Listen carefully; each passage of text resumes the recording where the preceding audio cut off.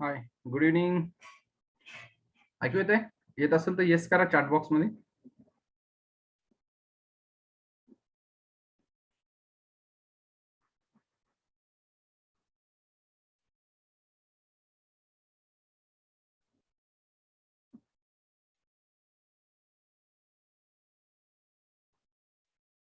Yes, ऐकू येते का? Yes, great, thank you. एक 2 मिनिटं बघूया आणि मग स्टार्ट करूया आपण वीकेंड सेशन आपलं. बऱ्याच दिवसांनी स्टार्ट करतोय परत.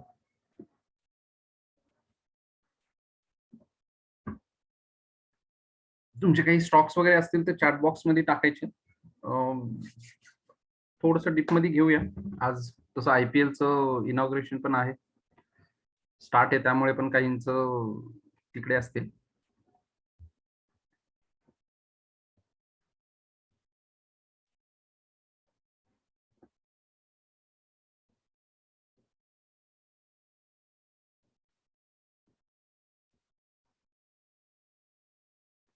फक्त ओळीने घेऊया. एक व्यक्तीने जर एक स्टॉक मी घेईल आणि जर मग सेकंड राऊंडला जर आला तर दुसरा असा घेता येईल, कारण बाकीचे पण जेव्हा जे टाकतील असं नको व्हायला की कोणाचं घेतलं गेलं नाही. आणि टाइम बाउंड आहे, त्यामुळे व्यवस्थित मी एक्सप्लेन करेन एकेका स्टॉकचं.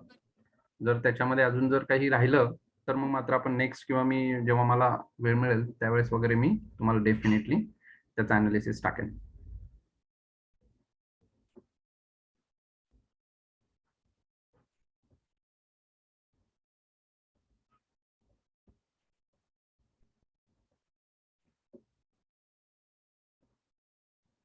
मीपर्यंत चालत आलं.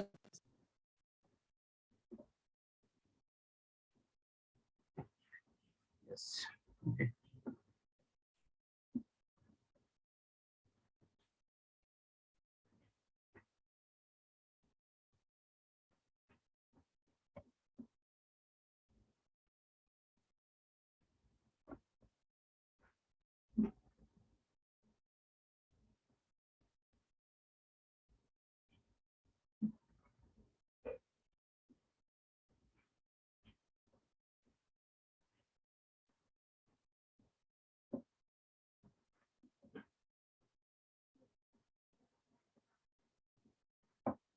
ओके, चलो लेट स्टार्ट.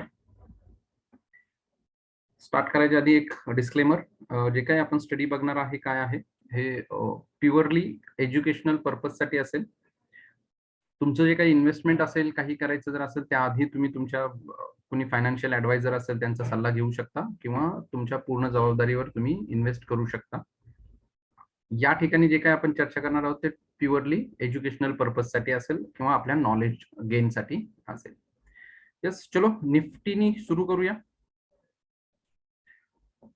जर निफ्टी बघितला आता आपण तर थोडासा बराचसा वर जाऊन खाली आलाय आणि आता मागचा पूर्ण वीक जर बघितलं तर एका जागेवरती कन्सोलिडेट होत आहे पूर्णतः. बेसिकली आता हा कन्सोलिडेशनचा जो काही फेज होता तो का, कारण बऱ्याच अंशी आपण जर बघितलं मार्केट जवळपास 18,200 ला गेला, त्याच्यानंतर मग युक्रेनचं जे काही सावट आलं, युक्रेन रशिया युद्ध, त्यामुळे मार्केट चांगला पैकी खाली आला.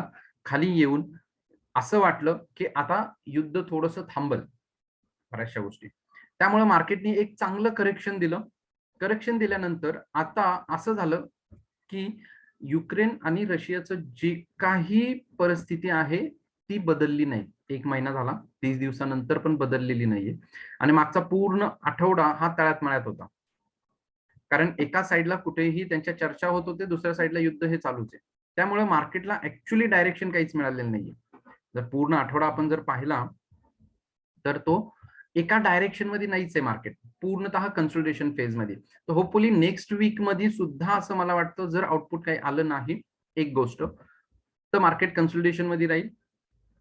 कन्सोलिडेशन मध्ये राहण्याचं दुसरं कारण तो म्हणजे आपल्या इथं असणारं financial year ending. Financial year ending मुळे जे काही ट्रेडर आहेत, इन्व्हेस्टर आहेत, ते सगळे त्यांचे प्रॉफिट अँड लॉसेस आहेत ते ऍडजस्टमेंट करतात. आणि ह्या ऍडजस्टमेंटमुळे मार्केट फार असं मुवमेंट देत नाही. फक्त एक्सपायरी मुवमेंट थोडेफार आली तर येऊ शकेल, बट मार्केट जर राहिला तर याच कन्सोलिडेशन फेज मध्ये राहू शकतो हा आठवडा सुद्धा नेक्स्ट येणारा. आपल्याला ब्रेकआउट जे आहे ते कुठे, जर निफ्टीचं जर बघितलं आपण तर साधारणतः जर आपण पाहिलं तर आता 17,000 ची जी लेवल आहे ती आपल्यासाठी एक चांगला ब्रेकआउट, खालच्या साईडला जर 17,000 लेवल जर ब्रेक झाली तर चांगला ब्रेकआउट खाली मिळेल, आणि वरती जर चांगली आपल्याला लेवल पाहिजे असेल तर 17,450 च्या वरती मार्केटनी एक मुवमेंट चांगली दिली पाहिजे, तर मार्केट एक 17,400 च्या वरती तो निघू शकेल. म्हणजे 17,400 च्या वर जर निघाला तर मग मात्र डेफिनेटली 17,600 17,790 म्हणजे 800 पर्यंत आणि अगेन 18,000 च्या आसपासचे लेवल्स आपल्याला बघायला मिळतील निफ्टीमध्ये. यामध्ये एकच आहे तो म्हणजे काय, ऍटलीस्ट 17,225 च्या वर तरी निघायला हवं, आणि चांगले मुवमेंट आपल्याला जर पकडायचे असेल तर 17,400 च्या वरती. देन बँक निफ्टी जर पाहिलं तर बँक निफ्टी आता जर पाहिलं तर सर्वात जास्त फटका जो बसला तो बँक निफ्टीला फायनान्स सेक्टरला. त्यामुळे जवळपास 39,500 पासून तो खाली आला 32,200 पर्यंत, एकदम जवळपास 7,000 पॉइंट्सनी खाली पडला. त्यानंतर त्यांनी चांगली रिकव्हरी दिली. अगेन आता जर पाहिलं तरी सुद्धा फायनान्स सेक्टर जो आहे तो वीक आहे. ऑब्विसली जे काही इम्पॅक्ट आधी होतो मार्केटवर तो फायनान्स सेक्टरवरच होतो, आणि हा इम्पॅक्ट झाला. आणि त्याच्यानंतर आता जर पाहिलं आपण तर वरती जाताना सुद्धा लक्षात ठेवा आपल्याकडे फायनान्स सेक्टरच वरती जाईल, तर बँक निफ्टीच मार्केटला चांगल्यापैकी वरती घेऊन जाईल. या आठवड्यात जर आपण बघितलं तर जवळपास 14% रिलायन्स वाढलेला आहे. मार्केट जागेवर ठेवून रिलायन्स वाढतो. रिलायन्स जेव्हा केव्हा वाढतो किंवा काय होतं त्यावेळेस मार्केट जनरली एका जागेवरती थांबतो टोटली पूर्णतः. त्यामुळे थोडंसं त्याच्यावरती कॉशियस राहायचंय. आणि जो टीसीएसचा थोडा बायबॅकचा होता तो पण 23 तारखेला संपलेला आहे. त्यामुळे आता टीसीएस आणि रिलायन्स या दोघांच्या मूव्हकडे जास्त लक्ष देणं गरजेचं आहे. टीसीएसची मुवमेंट पण थोडीशी थांबलेली होती आणि रिलायन्सची स्टार्ट होती. आता रिलायन्सची थोडी थांबू शकेल आणि टीसीएस मग स्टार्ट होईल. बँक निफ्टीला नेक्स्ट लेवल आपल्याला काय आहे, एक छोटा गॅप आहे इथं खाली खालच्या साईडला 33,900 ते 34,150 च्या आसपास. तर तो गॅप थोडासा फिल जर केला तर बँक निफ्टीला वरती जोरात जायला चांगल्यापैकी स्पेस मिळेल. नाही तर अरे इथं गॅप आहे आणि मग अजून किती वर मग तिथून खाली, हे एक थोडस जो काही भीती असेल किंवा थोडंसं चलबिचल असेल ना ते बँक निफ्टीसाठी ती बंद होईल. जर तो येऊन जर गॅप फिल करून पुढे निघाला तर ऍटलीस्ट 34,200 पर्यंत तो खाली आला पाहिजे. नाही तर इथून जर निघाला वरती तर अगेन इथे जो काही डबल बॉटम तयार झालेला आहे बँक निफ्टीला, हा एक टॉप डबल टॉप तयार झालेला आहे. आणि हा जी लेवल येते आपली साधारणतः 36,800 च्या आसपास, मग 36,950 ते ढोबळमानाने 37,000च्या वर जर निघाला मग मात्र अगेन आपण 39,000ची लेवल इथे पाहू शकतो एकदम बँक निफ्टीला. एक दुसरं ते म्हणजे काय, व्ही शेपनी रिकव्हरी दिली त्याच्यानंतर आता इथे थोडा कन्सोलिडेट होतोय, आणि हा जर असा निघाला तर या पद्धतीने अगेन आपल्याला एक मोठी मुवमेंट इथं बँक निफ्टीमध्ये येऊ शकते 39,000 पर्यंतची. त्यामुळे फक्त थोडस आपल्याला आता लक्ष देणं नेक्स्ट इयर रशिया युक्रेनचं जर काही पॉझिटिव्ह न्यूज आले तर मात्र डेफिनेटली आपण चांगले मुवमेंट्स बघू शकतो. दुसरी गोष्ट ही लक्षात ठेवायची, जर युएस आणि युक्रेनचं जर मिलाप झाला, युएस जर काही आला युक्रेनच्या सोबतीला, म्हणजे आता सोबतीला आहे बट जर सैन्य पाठवलं किंवा अजून काहीतरी त्यांनी उघड जर काही गोष्टी केल्या मग मात्र रशिया युक्रेनचं जे काही आता सध्या युद्ध चालू आहे ते कदाचित मोठ्या युद्धामध्ये त्याचे परिणाम मोठे होऊ शकतात. त्यामुळे तिकडेही लक्ष द्यायचंय. थोडंसं आता बऱ्याच जणांचं असतं इन्व्हेस्टमेंटचं काय करायचंय, तर थोडंसं कॉशियस राहणं सर्वात महत्वाचं आहे. मार्केट जागेवरती खेळ, जोपर्यंत पिक्चर क्लिअर होणार नाही तोपर्यंत घाबरायचं नाही, राईट. हे साधारणतः पुढच्या वीकचं एक ओव्हरऑल ओव्हरव्ह्यू होतं. त्या ह्याच्यात बघूया अदानी पॉवर.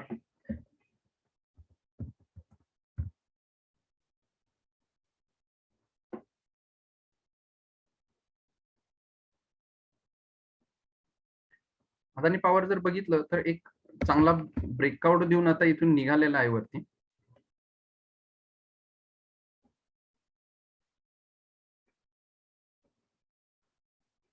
साधारणतः जर बघितलं तर हा त्याचा 140 137च्या आसपासचा जो ब्रेकआउट होता तो त्यांनी ब्रेकआउट देऊन तर वर आलेला आहे. तर इथून तो चांगल्यापैकी वर जाऊ शकेल. अदानी पॉवर 166चं तर टार्गेट आलं पाहिजे. बऱ्याचशा गोष्टी आहेत पॉवर रिलेटेड जे सरकार पावलं उचलत आहेत, त्याचा बेनिफिट इथे डेफिनेटली होऊ शकतो यांना.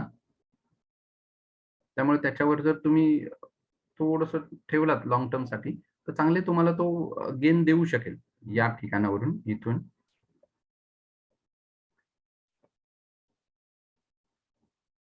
205चं वगैरे टार्गेट आपण येत्या काळात ह्याच्यात बघू शकतो यामध्ये.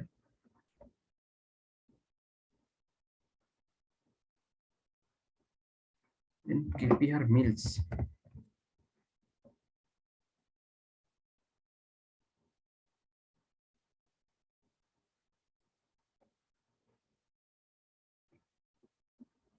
केपीआर मिल्सने चांगला बॉटम बनवलेला आहे इथे वर निघतोय. प्युअरली मी टेक्निकली वरती तुम्हाला सांगतोय. थोडं फंडामेंटल काय असतील ते तुम्ही जस्ट पाहू शकता कंपनीच्या कशा आहेत.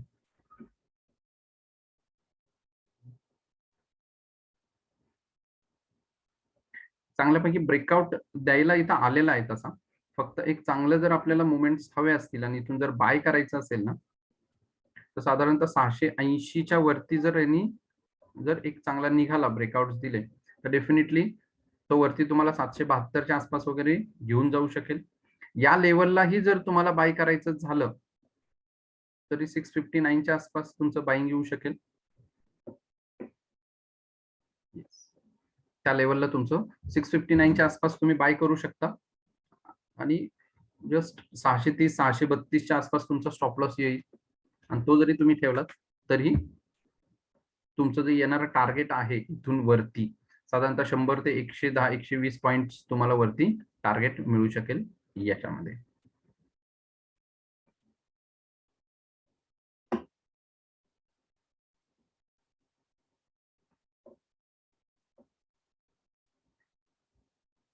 येस, निफ्टीला पण थोडा खाली आहे गॅप.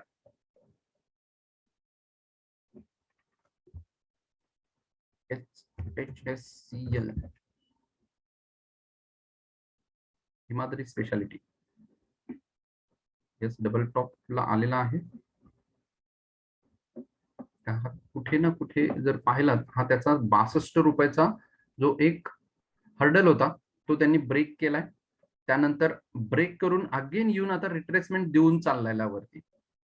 तर एकदम चांगलं या ठिकाणी तुम्हाला गेन मिळू शकेल.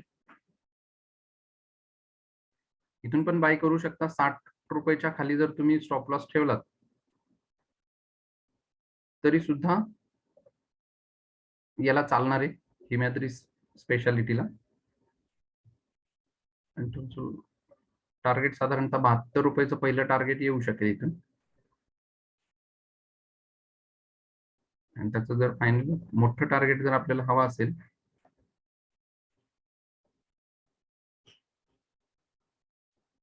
तर ते 86 रुपयापर्यंत जातं. 86 रुपयापर्यंत तुमचं इथं टार्गेट त्यामध्ये भेटतील. फार जर तुम्हाला लॉंग टर्मचा थोडा जर विचार करत असाल आणि ह्याला जर तुम्ही होल्ड करायचं झालं तर 105 121 हे अशा पद्धतीचे तुम्हाला टार्गेट्स इथं या ठिकाणी डेफिनेटली मिळतील.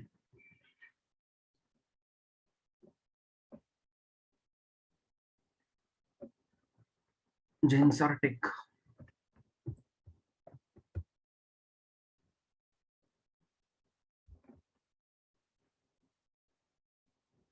बराच पडलाय जेन्सार टेक.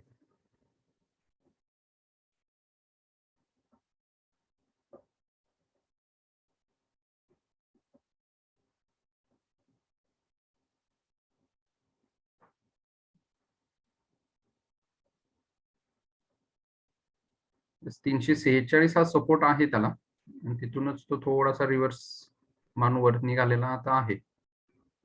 346 340चा ह्याला स्टॉप लॉस येईल. 450 वगैरे तुम्हाला एक पहिलं टार्गेट इथून जर निघाला वरती तो, तर 450 पहिलं टार्गेट तुम्हाला मिळू शकेल इथून. 440 450च्या आसपासचं पहिलं टार्गेट इथून आपल्याला भेटेल या ठिकाणी. नेक्स्ट 550 आहे, 584 असे 2 टार्गेट अजून तुम्हाला याच्यामध्ये ऍड होतील तर निघालात. बघा बऱ्याचशा खालून आलेला आहे तो, जर पाहिलं तुम्ही ना तर 50 ते 60 रुपयापासून आलेला आहे आणि मोठं करेक्शन कुठं असं फार आलेलं नाहीये. त्यानंतर इथे जेव्हा आता आलेलं आहे तर तिथून त्याचं मोठं करेक्शन आलेलं आहे.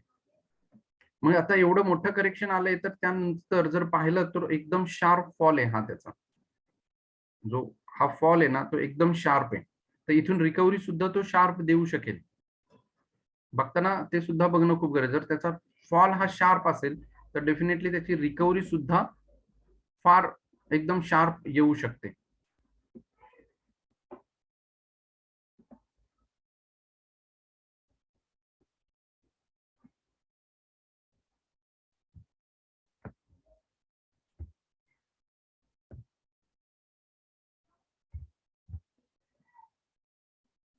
सर्वोदय स्मॉल फायनान्स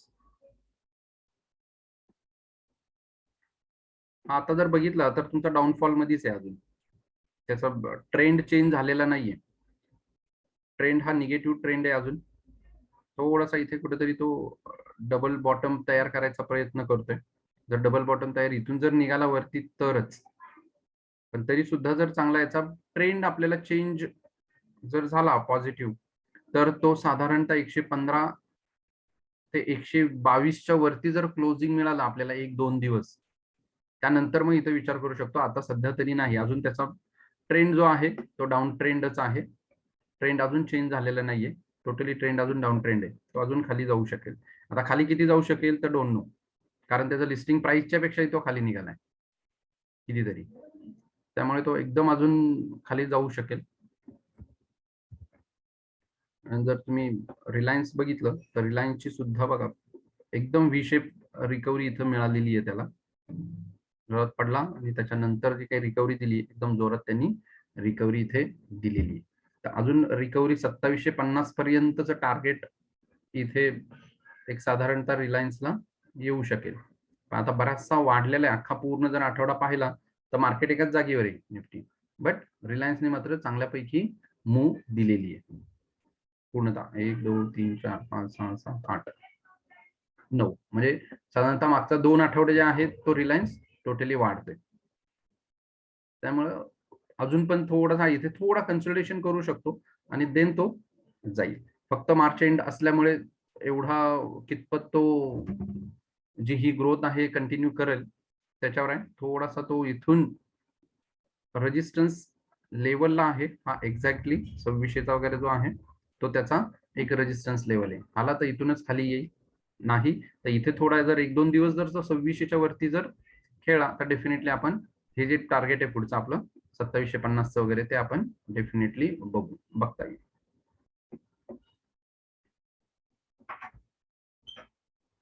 पेटीएमला अजून थोडस थांबावं लागेल. आता जर बघितलं तर त्याचं ऍक्च्युली 75% व्हॅल्युएशन कमी झालेलं आहे, 25% राहिलंय असं म्हणू शकतो आपण. पण असं असताना सुद्धा तो कितपत तग धरेल 600ला वगैरे मला वाटत होतं की तो तग धरेल आणि निघेल, पण तरी सुद्धा तो अजून खाली येतोय. तर थोडासा त्याला सेटल होऊ द्या. त्याचं जे काय आता त्याच्याबद्दलचं धोरण आहे ते थोडंसं चेंज होऊ द्या, काहीतरी पॉझिटिव्ह न्यूज येऊ द्या. आता टेक्निकली काहीच करू शकत नाही इथे. जर टेक्निकली जर बघितलं ना तर तो सरळ सरळ डाऊन ट्रेंड मध्ये तुम्हाला दिसतोय. मग आता जोपर्यंत तो अगेन वर निघणार नाहीये 700च्या आसपास वगैरे, तोपर्यंत आता बऱ्याच असं होईल 500 ते 700 200 पॉईंटची मुवमेंट होते, म्हणजे 40% जवळपास मुवमेंट होईल. मग एवढं तर आपण कॅच का नाही करायचं असंही काही न वाटेल.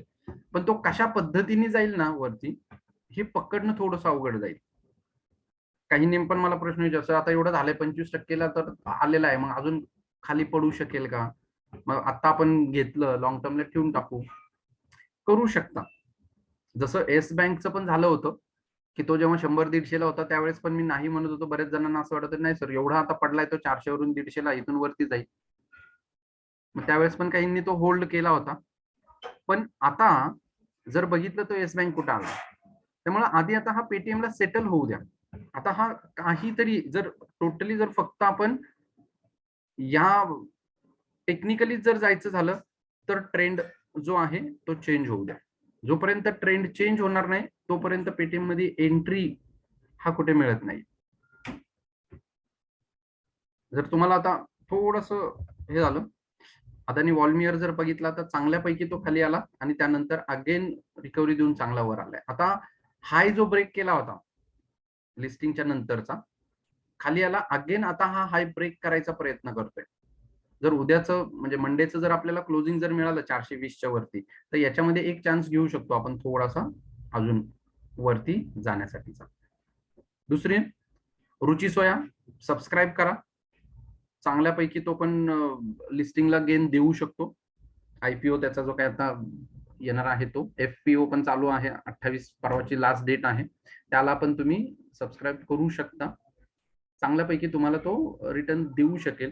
कारण रुची सोया सुद्धा याच कॅटेगरीमध्ये येतो. विजय सोलेक्स याच्या आधी पण आपण बघितलेला आहे. खूप मोठे रिटर्न्स म्हणजे बराचसा पळालेला आहे. कारण जे काही वनस्पती घी म्हणजे एडिबल ऑइलच्या संदर्भातले ज्या गोष्टी आहेत त्या खूप फास्ट ग्रोईंग होत आहेत. त्याच्यात आता युद्धाचं सावट आहे. बराचसा आहे ते जे काही एडिबल ऑइल आहे आपण इम्पोर्ट करतो त्याचा परिणाम आता असं होतंय की तिकडून मिळत नाही तर मग इथं जे आपल्या भारतात कंपन्या आहेत त्यांना मग चांगले चान्स आहेत त्यांचं प्रोडक्शन वाढवण्यासाठी. मग त्याचा बेनिफिट या कंपन्यांना डेफिनेटली मिळू शकतो आणि मग यांच्या प्राइसेस डेफिनेटली वाढतील. आता हा जो फॉल होता हा आयपीओ लिस्टिंग आणि त्याच्यातल्या प्रॉफिट बुकिंग मध्ये झालेला आहे. त्यामुळे आता हा अदानी वॉल्मियर अगेन अदानी ग्रुपचाच स्टॉक आहे. डेफिनेटली तो परत आपल्याला एक चांगली मुवमेंट पुढे देऊ शकेल. येस, कोणाला काही विचारायचं असेल तर विचारू शकता. जस्ट हँड रेज केलात की मी त्यांना अनेबल करेन.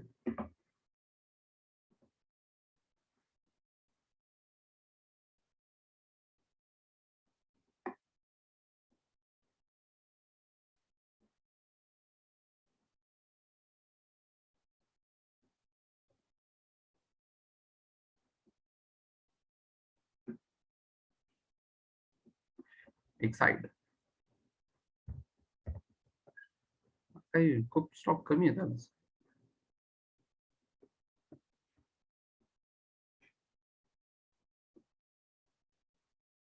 एक साइड बऱ्याच अजून डाऊन ट्रेंड आहे. त्याचा ट्रेंड अजून चेंज होत नाहीये व्यवस्थित.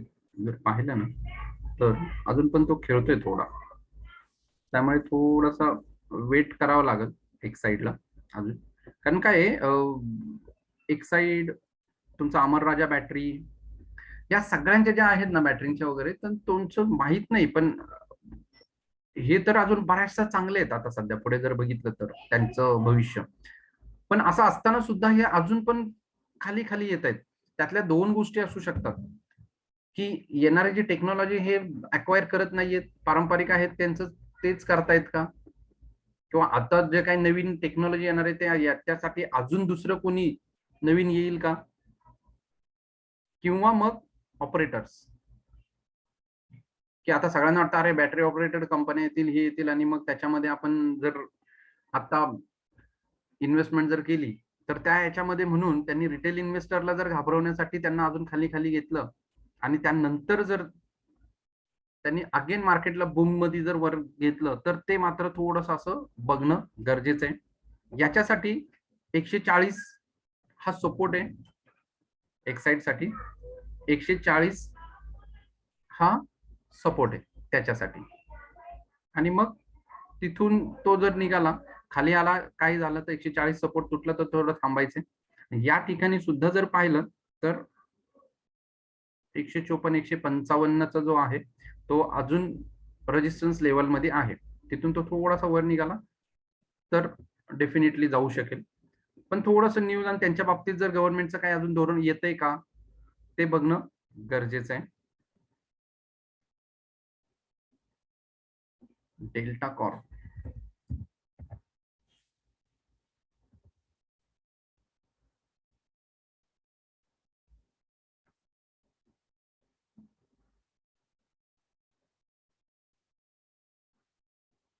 येस डेली वरती ब्रेकआउट दिलेला आहे सरळ सरळ. ब्रेकआउट, देन रिट्रेसमेंट आणि आता वरती सहज जाईल तो वरती 240, 307, 101 पॉईंट तर तो गेला पाहिजे. 101 पॉईंट इथून वरती आपल्याला मोमेंट्स मिळू शकतात आरामात. त्यामुळे इथून त्याला 100 पॉईंटचा आपण टार्गेट ठेवू शकतो डेल्टा कॉर्प मध्ये.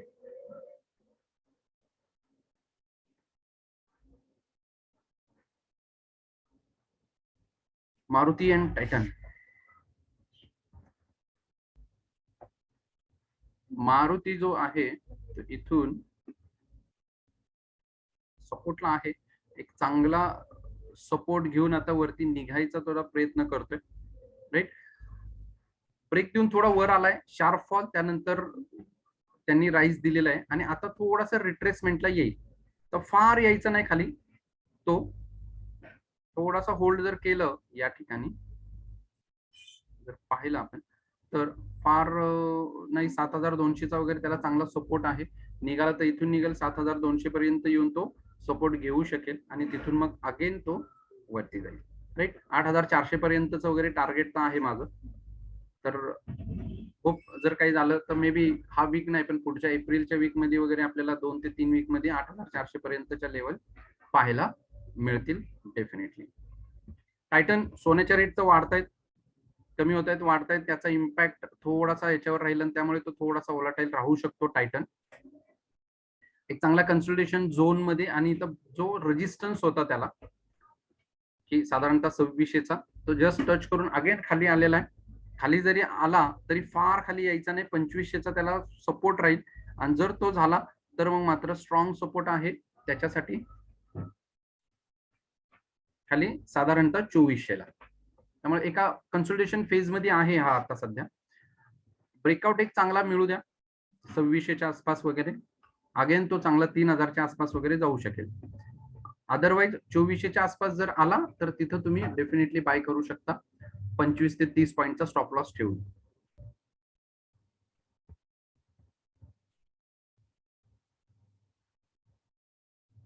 कमिन्स आता एक आहे निफ्टी, पूर्ण एक 7 ते 8 दिवस झालं कन्सल्टेशन मध्ये फेज मध्ये आहे. तर डेफिनेटली स्टॉक्स जे आहेत ते सुद्धा त्याच रेंज मध्ये भेटतील आपल्याला कन्सल्टेशन मध्ये. आणि जेव्हा निफ्टी तुमचा ब्रेकआउट मिळेल डेफिनेटली निफ्टीचे जे स्टॉक्स आहेत ते सुद्धा तुम्हाला ब्रेकआउटला मिळतील. कमिन्स तो सुद्धा ब्रेकआउट दिलेला आहे, एक चांगला ब्रेकआउट या ठिकाणी एकदम, आणि इथून तो वरती निघालाय. हा एक पहिला ब्रेकआउट झालेला आहे त्याचा. देन दुसरा ब्रेकआउट पण इथे त्यांनी दिलेला आहे 1060चा वगैरे आणि आता टिकतोय. तर इथून 1050चा वगैरे तुम्ही जस्ट त्याचा सपोर्ट ठेवून पुढे जाऊ शकता. जर निघाला कमीन्स डेफिनेटली चांगल्यापैकी तुम्हाला इथून मुवमेंट देऊ शकेल.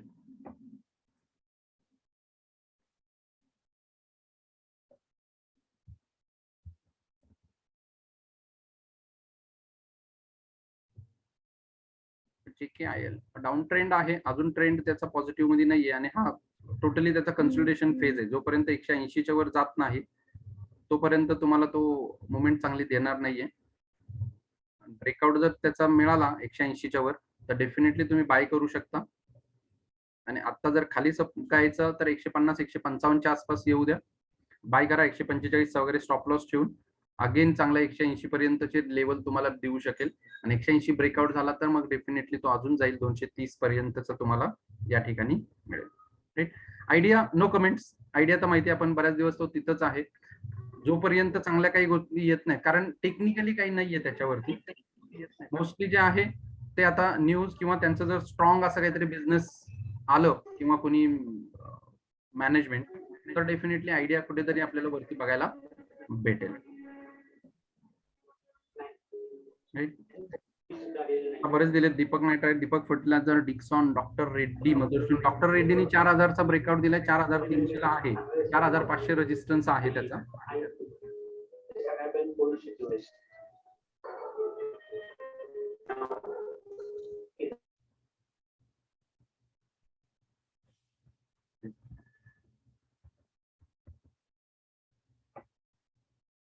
आता थोडस जास्त काही हे देऊ नका स्टॉक्स, कारण बरेचसे झालेले आहेत, कारण फार झाले ना ते खिचडी होती.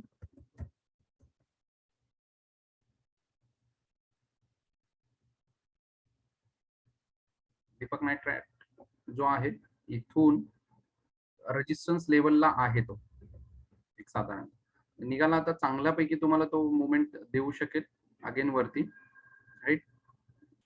जस्ट थोडस 2250च्या वर वगैरे निघाला तर तुम्ही याला बाय करू शकता. 2204चा वगैरे स्टॉप लॉस ठेवून 2350 ते 2392 हे दोन टार्गेट तर डेफिनेटली तुम्हाला दीपक नायट्राइट मध्ये बघायला मिळतील. दीपक फर्टिलायझर टेक्निकली बघायची गरज नाहीये, पावसाळा येतोय, शेतीची कामं स्टार्ट होतील, आता तो मुवमेंट त्यांनी दिलं पाहिजे. हा साधारणतः जर दीपक फर्टिलायझर पाहिला आपण तर 140-150 पासून वर आलेला आहे. हे साधारणतः मला वाटतं काहीतरी 59-60 ला मी त्यावेळेस रिकमेंड पण केला होता बाय, आणि त्यानंतर जर आता एवढी मुवमेंट आली आणि अगेन तो 300 पासून ते 600 पर्यंत म्हणजे डबल केलेलं आहे, मग आता ऑब्विसली तो एक तर कन्सोलिडेशन करेल, म्हणजे टाइम वाईज करेक्शन देईल किंवा प्राइस वाईज करेक्शन. तर आता इथे तो टाइम वाईज करेक्शन देतोय, म्हणजे कन्सोलिडेशन फेज मध्ये इथे आहे. जर एकदा हा कन्सोलिडेशन फेज मधून निघाला तो, मग मात्र डेफिनेटली अगेन वरच्या लेवल्स तुम्हाला तो इथे देईल. चांगला एक ट्रायंग्युलर पॅटर्न तयार होतो इथं, हा ब्रेक होऊ द्या, मग तुम्हाला चांगला देईल. इथे मे बी जर हा खालच्या साईडला ब्रेक झाला तर मग मात्र 373 ते तुमचं 426 हे त्याचे सपोर्ट्स आहेत दोन. हे सपोर्ट घेऊन तो अगेन वर जाऊ शकतो, अदरवाईज इथून जर निघाला तर इथूनच तो वर जाईल.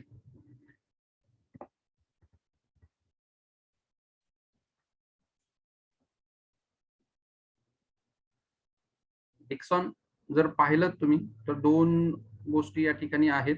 एक म्हणजे हेड अँड शोल्डर पॅटर्न याच्यामध्ये थोडासा कुठेतरी मला असा तयार होईल असं वाटतंय.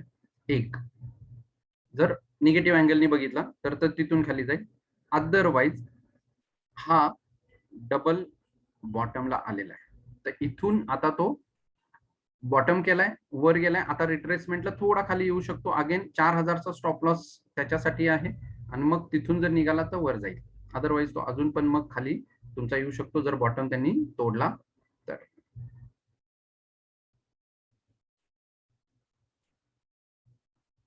डॉक्टर रेड्डीचं तर सांगितलं मी, 4500चा त्याचा रेजिस्टन्स आहे, 4000चा सपोर्ट, 4000 ब्रेकआउट देऊन तो चांगला वर आलेला आहे, राईट. मदरसन सुमी एकदम डिमर्जर झाल्यानंतर तो अजून खाली खालीच येतोय, आणि आता इथे कुठेतरी तो थोडासा स्टॉप झाला पाहिजे मदरसन सुमीला.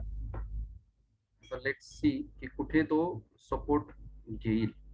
120च्या आसपास तर येऊन आता वर आलेला आहे, इथून वर जायला पाहिजे. 120चा स्टॉप लॉस ठेवून तुम्ही इथून त्याला बाय करू शकता, right. RBL bank buy at 200, hold या सेल. होल्ड करायचा का सेल करायचा हे आता तुम्ही डिसाइड करायचंय. ज्या अर्थी तुम्ही बाय केलेले आहे त्याच वेळेस तुम्ही डिसाइड केला असेल की त्याला काय आणि कुठपर्यंत ठेवायचंय, त्या याच्यावरती तुम्ही डिसिजन घेऊ शकता. टोटली टेक्निकली जर आता पाहिलं आपण तर त्याचे फक्त लेवल्स आपण काढू शकतो. येस, 343चा हा सपोर्ट आहे त्याला, आणि आता जर पाहिला तर शार्प वर जाऊन त्यांनी अगेन इथे एक फॉल द्यायला सुरुवात केलेली आहे. फक्त जर त्याच्यामध्ये काही Parshuram, yes, RBL bank break नाही, सॉरी ते चुकीचं चार्ट घेतलाय. आरबीएल बँक ना, हो sorry RBL bank, RBL, yes thank you. मी ते मला 600 पासून हा एवढा असा, येस, त्याचा ट्रेंड जो आहे अजूनही निगेटिव्ह आहे आरबीएल बँकचा, राईट. फक्त इथे वाटत होतं एंट्री 203 204च्या आसपास येईल, पण त्यांनी चांगला ब्रेकआउट दिलेला नाहीये, आणि तिथूनच तो खाली आलेला आहे, आणि तो पार खाली आलेला आहे एवढा. आणि आता अजून तो सपोर्ट जो आहे त्याचा तो 100ला येतोय. तर आता हा बघणं खूप गरजेचं आहे आपल्यासाठी की आता तो कुठे सपोर्ट घेईल. आणि या अशा वेळेस बघताना थोडंसं फंडामेंटली बघा की बँकेचं काय कामकाज कसं आहे, काय गोष्टी आहेत का, फ्रॉड येत आहेत का. कारण एवढा तो ज्या अर्थी 50% खाली येतोय त्या अर्थी मग तो टेक्निकली जर आपण पाहिलं तर त्याला 100चा तर सपोर्ट आहे आणि इथून निघाला 125 120च्या आसपास वगैरे येऊन अगेन वरती तर जाऊ शकेल. आणि जसं मी आताही सांगितलं की फायनान्स सेक्टर सर्वात जास्त आता पडते, तर डेफिनेटली बँक आहे त्यामुळे तो त्याचा इम्पॅक्ट पण असू शकतो. जर एकदा सगळं सुरळीत झाले आणि जायला लागलं तर हा डेफिनेटली अजून वरती निघेल RBL bank.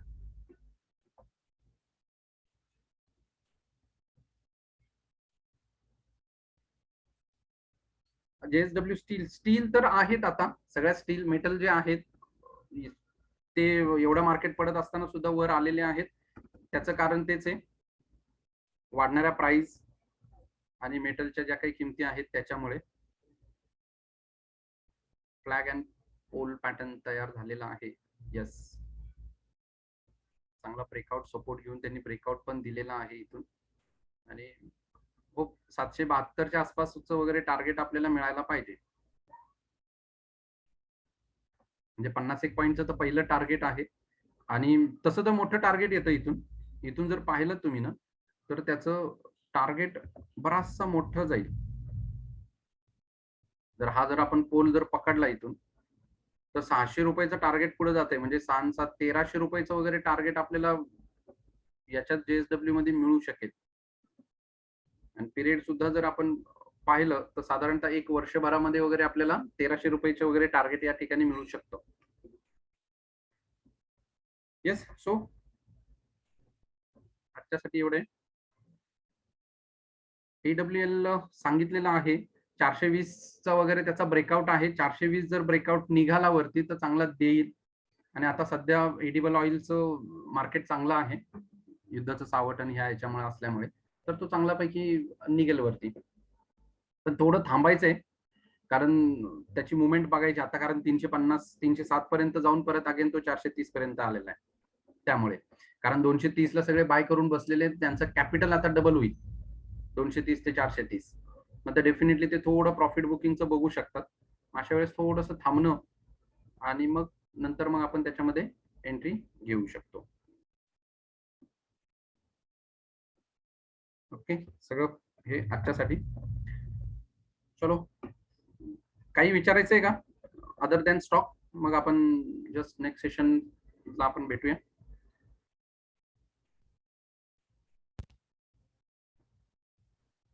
Thank you sir. Thank you. चलो, थँक्यू व्हेरी मच. तर भेटूया आता नेक्स्ट सेशनला next Saturday again. Bye bye.